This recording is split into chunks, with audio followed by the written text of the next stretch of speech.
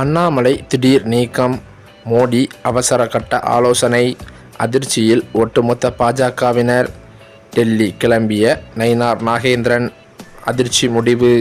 தமிழக பாரதிய ஜனதா கட்சியின் தலைவராக நயினார் நாகேந்திரன் செயல்பட்டு கொண்டு வருகிறார்.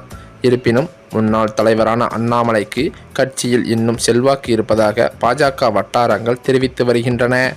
அண்ணாமலைக்கு டெல்லியில் உள்ள தொடர்புகள் காரணமாக தமிழக பாஜகவில் முக்கியமான முடிவுகளை எடுப்பதில் அவர் தொடர்ந்து செல்வாக்கு செலுத்துவதாகவும் கூறப்படுகிறது.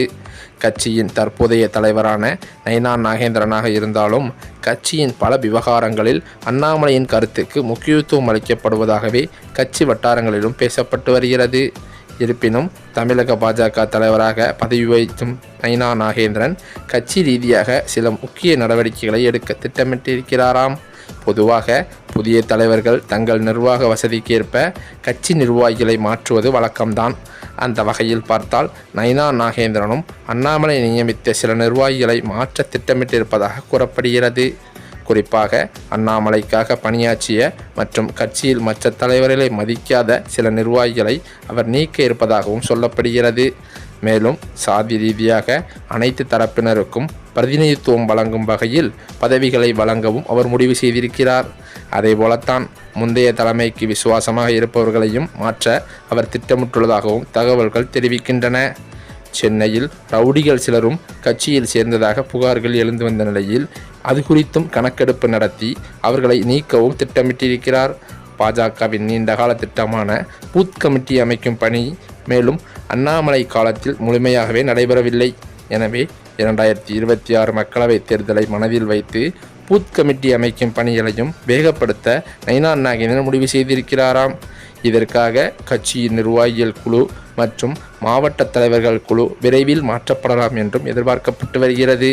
இந்த மாற்றங்களை மே மாத இறுதிக்குள் முடிக்க நயினார் நாகேந்திரன் திட்டமிட்டிருப்பதாக பாஜகவின் மேல் வட்டாரங்கள் தெரிவிக்கின்றன.